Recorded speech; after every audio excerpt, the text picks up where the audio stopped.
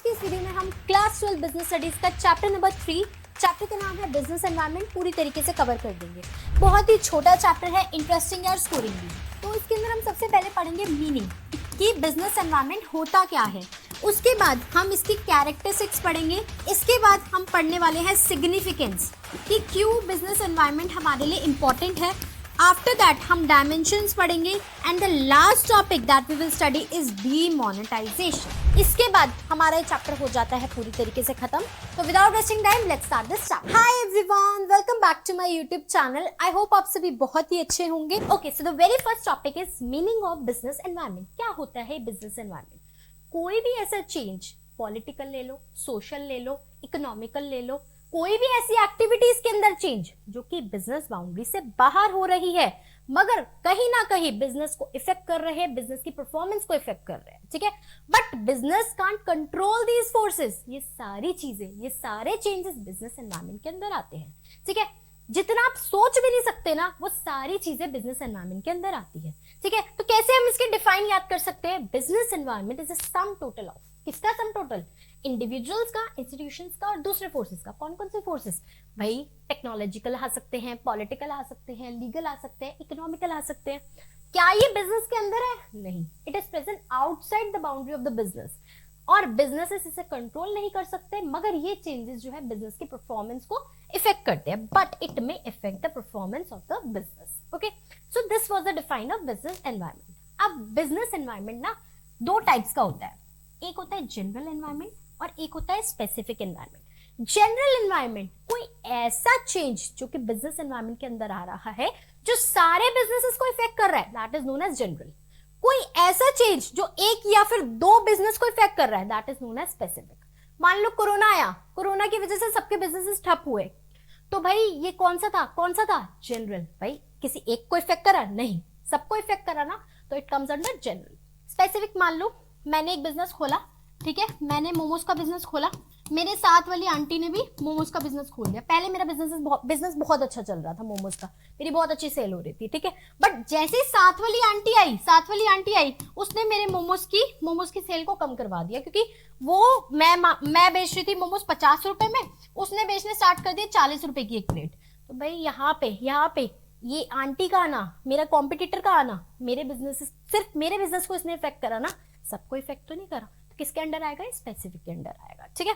अब इसके बाद हर एक बिजनेस एनवायरनमेंट में, मतलब हर एक चेंज जो कि बिजनेस एनवायरनमेंट में होते हैं उसके कहीं ना कहीं बिजनेस पे इफेक्ट पड़ता है। देखो, मान लो सबसे पहले गवर्नमेंट ने टैक्सेस बढ़ाए, ठीक है, इससे क्या होगा? प्रोडक्शन कॉस्ट बढ़ेगी। तो भाई जो सेलर होगा, जो मैन्युफैक्चर होगा, वो अपने प्रोडक्ट को ज्यादा प्राइस पे बेचेगा, है ना। इसके बाद नेक्स्ट, अगर मान लो कंज्यूमर का टेस्ट और फैशन चेंज हो गया, तो जो बिजनेस पुराने प्रोडक्ट्स के साथ डील कर रहे थे और नए प्रोडक्ट्स के साथ डील नहीं कर रहे थे, उनका बिजनेस खराब होगा। टेक्नोलॉजिकल एडवांसमेंट, भाई टेक्नोलॉजी में जैसे जैसे एडवांसमेंट आ रही है, पुराने प्रोडक्ट जो हो रहे हैं ऑब्सोलीट हो रहे हैं, मार्केट से गायब हो रहे हैं। इसका बेस्ट एग्जांपल है, आजकल लोगों के घर में एलईडी होती है, एलसीडी नहीं होती, एलसीडी ऑब्सोलीट हो गई है, ठीक है। कंपटीशन बढ़ेगा, जैसे कंपटीशन बढ़ेगा प्रॉफिट मार्जिन कम होगा, ठीक है। पॉलिटिकल अनसर्टेनिटी, हमें पता है पॉलिटिकली कितने सारे चेंजेस होते हैं, जैसे जैसे पॉलिटिकल अनसर्टेनिटी बढ़ती है वैसे वैसे लोग जो है लॉन्ग टर्म प्रोजेक्ट्स में इन्वेस्ट करने से डरते हैं, कतराते हैं, ठीक है। सो ये था हमारा meaning of business environment. Okay, so the next topic is features of business environment. अब इनकी हेडिंग्स को हम कैसे याद कर सकते हैं? डिस्टर्ब कैट, डी से है डायनेमिक नेचर, आई से है इंटररिलेटेडनेस, एस से है specific and general forces, you से है अनसर्टेनिटी, आर से है रिलेटिविटी, कैट से कॉम्प्लेक्सिटी। देखो, डायनेमिक इन नेचर क्या होता है? बिजनेस एनवायरनमेंट जो होता है वो चेंज होता रहता है, हमेशा एक जैसा नहीं रहता। मान लो टेक्नोलॉजी में चेंज आ गए या कस्टमर के प्रेफरेंसेस चेंज हो गए, कॉम्पिटिटर्स आ गए, तो चेंज होता जा रहा है ना, हमेशा एक जैसा थोड़ी है। तो business environment is dynamic in nature. उसके बाद इंटररिलेटेडनेस, जो सारे फैक्टर्स है ना, जो सारे फोर्सेस है वो एक दूसरे से इंटर रिलेटेड है, ठीक है। मान लो अगर फिटनेस का स्पार्क आजकल लोगों के अंदर ज्यादा इंक्रीज हो रहा है, तो आपने देखा होगा जिम बिजनेसेस बहुत ज्यादा बढ़ रहे हैं। जैसे जिम बिजनेसेस बढ़ रहे हैं वैसे न्यूट्रिशनिस्ट और डाइटिशियंस की डिमांड भी बढ़ रही है, ठीक है। आजकल डाइट कैफेज भी खुल रहे हैं जो आपको पर्सनलाइज डाइट प्रोवाइड करते हैं, है ना। तो ये जो सारे फोर्सेस होते हैं, all these forces are inter related to each other. फिर आते हैं हमारा third, specific and general forces. Specific forces अभी हमने पढ़ा, जो एक बिजनेस को इफेक्ट करता है, इसमें इन्वेस्टर्स आ गए, कस्टमर्स आ गए, कॉम्पिटिटर्स आ गए, सप्लायर्स आ गए। फिर जनरल, जनरल जो सबको इफेक्ट करते हैं, जिसमें सोशल चेंजेस हो सकते हैं, पॉलिटिकल, लीगल और आपका इकोनॉमिकल चेंजेस, ठीक है। तो बिजनेस एनवायरनमेंट के अंदर स्पेसिफिक और जनरल फोर्सेस दोनों आते हैं। फिर अनसर्टेनिटी, हमें नहीं पता भाई कल को क्या हो जाए। अभी हमारा बिजनेस अच्छा चल रहा है, कल हमारा बिजनेस ठप हो जाए, हमें नहीं पता। बिजनेस एनवायरनमेंट को प्रिडिक्ट करना बहुत ज्यादा डिफिकल्ट है। हमें ये प्रिडिक्ट करना कि फ्यूचर में कल क्या हो जाए हमें नहीं पता, ठीक है। और कोरोना वगैरह के चलते तो ये चीज, ये अनसर्टेनिटी है और ज्यादा बढ़ गई है। रिलेटिविटी, देखो बिजनेस के एनवायरनमेंट के जो सारे कॉन्सेप्ट्स है, जो सारे फोर्सेस है, वो डायनेमिक है, एवर चेंजिंग है, चेंज होते रहते हैं, ठीक है। तो ये जो चेंजेस है वो हर एक कंट्री में भी डिफरेंट होते हैं, ठीक है। कंट्री टू कंट्री भी वेरी करते हैं, ठीक है। रीजन टू रीजन भी वेरी करते हैं। मान लो साड़ीज की प्रोडक्शन और डिमांड जो है इंडिया में ज्यादा है, अगर कोई बंदा यूएसए में जाके साड़ी बेचने लगे तो उसका चलेगा बिजनेस? नहीं। तो relativity is very important. Next, complexity. अब जो बिजनेस एनवायरनमेंट है ना, वो एक कॉम्प्लेक्स फिनोमिना है। ये जो सारे फैक्टर्स है, आपके पॉलिटिकल हो गए, सोशल हो गए, टेक्नोलॉजिकल हो गए, इकोनॉमिकल हो गए, ये सारे फैक्टर्स, इतने ज्यादा फैक्टर्स है, एक दूसरे से इतने इंटर रिलेटेड है कि हम एक पर्टिकुलर बिजनेस में इन सब का मिलके क्या इफेक्ट होगा हम ये नहीं पता लगा सकते।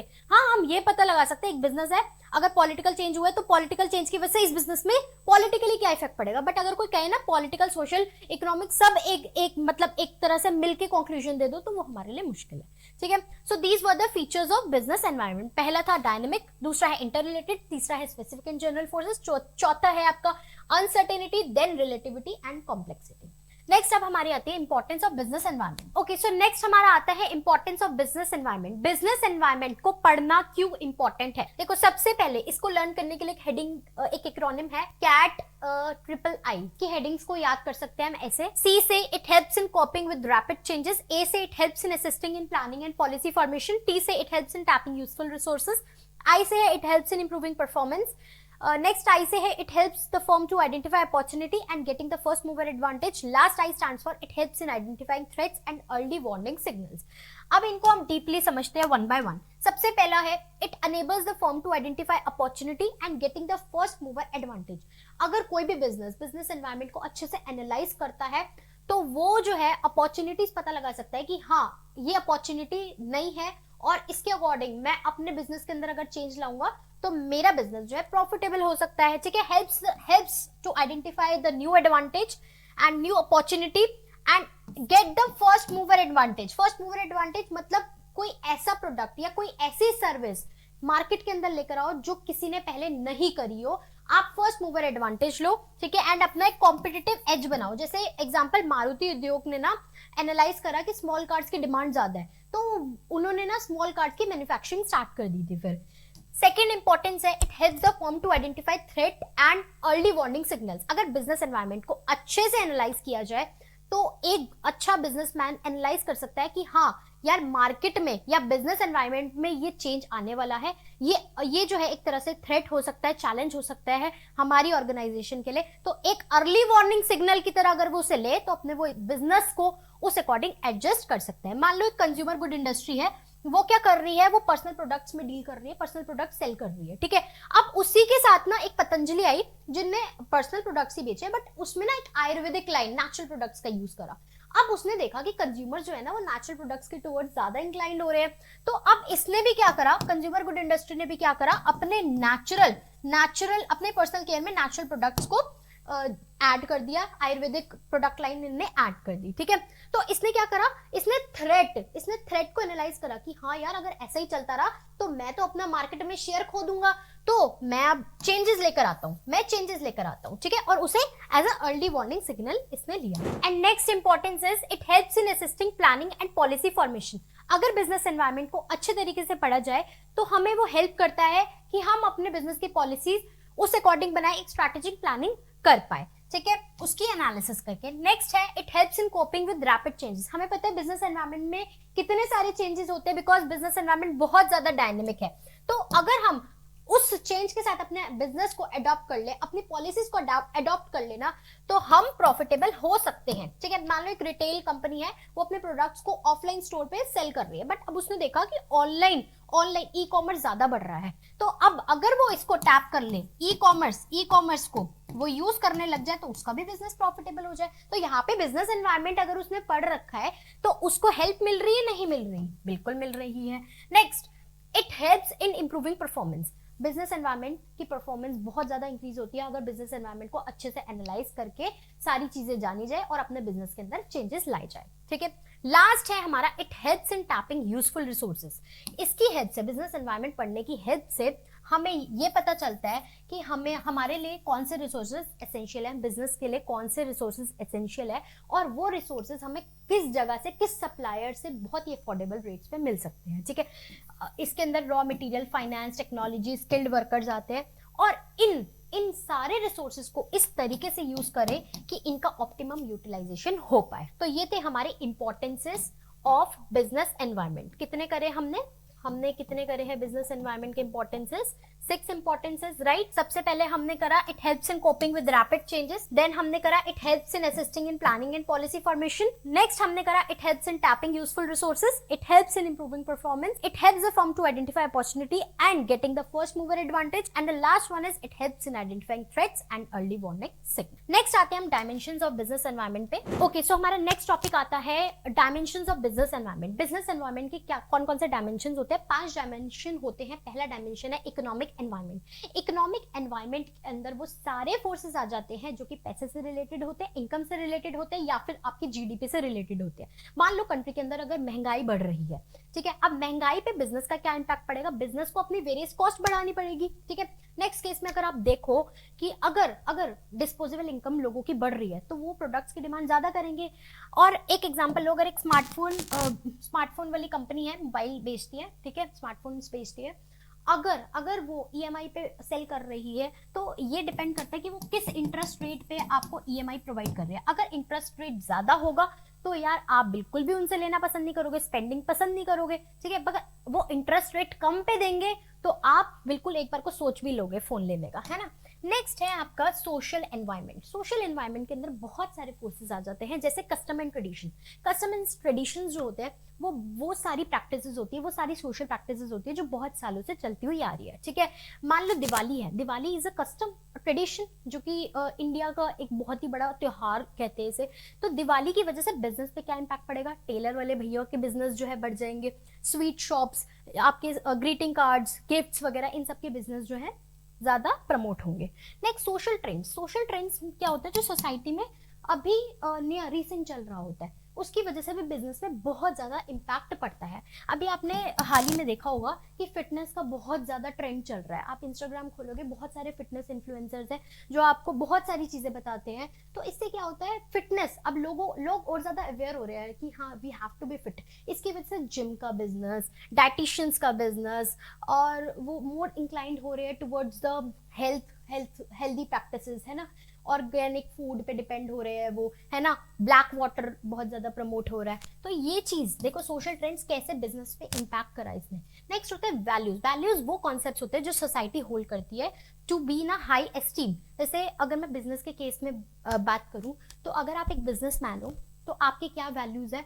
अगर आपके पास कोई कस्टमर आता है तो उनकी चॉइस को प्रायोरिटी पे रखो कि वो लेने के आए हैं आपके पास। ऐसा नहीं कि आपको अपने प्रॉफिट के लिए उनको कोई भी चीज आप थोप दो, ऐसा नहीं करना। ठीक है, सो दीज आर वैल्यूज।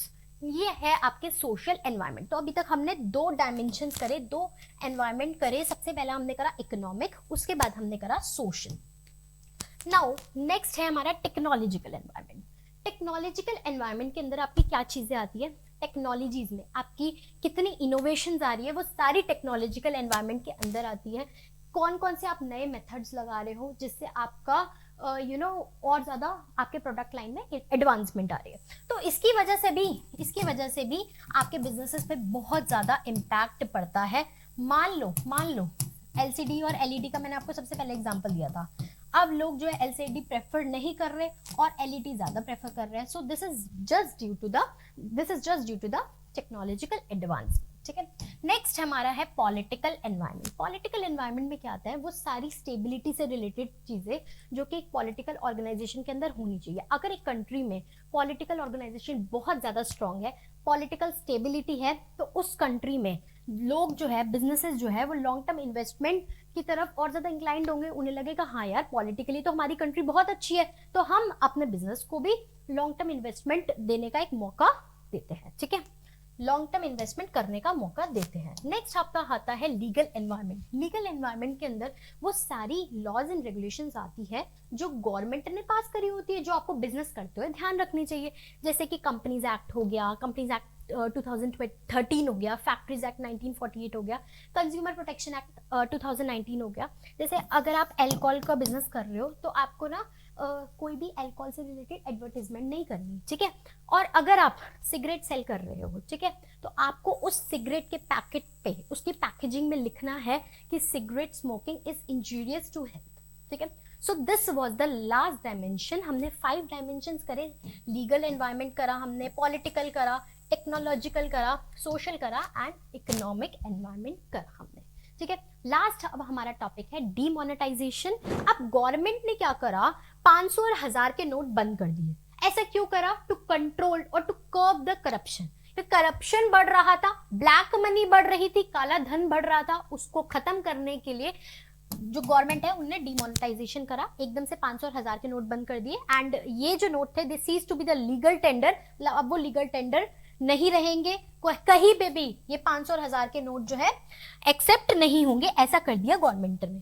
अब फीचर्स क्या थे डीमोनेटाइजेशन के? इसको टैक्स एडमिनिस्ट्रेटिव मेजर की तरह देखा गया। देखो, जिनके पास ब्लैक मनी थी ना, उनको आके ना इस टाइम पे जब नोट बंद हो गए थे, अपनी अनअकाउंटेड वेल्थ की, भाई उन्होंने ये काला धन कहां से कमाया है, वो उनको गवर्नमेंट को जाके बताना पड़ेगा और उसके टुवर्ड्स उन्हें पेनल्टी देनी पड़ेगी। Second, demonetisation is also interpreted as a measure to improve tax compliance. अब यार जो लोग मतलब करप्शन वगैरह करते थे, ब्लैक मनी इकट्ठा करते थे ना, वो ना हमेशा पैसे के लेन देन ना कैश में करते थे, और जिसकी वजह से ना उनका कोई बैंक अकाउंट नहीं था, बैंक अकाउंट में कुछ पता नहीं चलता था, गवर्नमेंट के पास सारी इंफॉर्मेशन नहीं जाती थी। इसकी वजह से ना उनका जो टैक्स इवेजन, इसे बोलते हैं टैक्स इवेजन। जब आप कैश में डील करते हो और गवर्नमेंट को टैक्स नहीं देते, बहुत सारा पैसा कमा रहे हो, टैक्स नहीं दे रहे, आईटीआर नहीं भर रहे, तो आपका टैक्स इन्वेजन हो रहा है। गवर्नमेंट ने कहा भाई टैक्स इन्वेजन को तो अब हम टॉलरेट नहीं करेंगे, इससे टैक्स इन्वेजन कम हुआ, ज्यादा लोग अपने बैंक अकाउंट खुलवाने लग गए, बैंक अकाउंट में गवर्नमेंट को पता लगने लग गया हाँ इनकी इनकम इतनी है, इनसे हमने इतना टैक्स लेना है, इससे टैक्स कलेक्शन बढ़ गया। नेक्स्ट है demonetisation also led to channelising saving into formal financial system.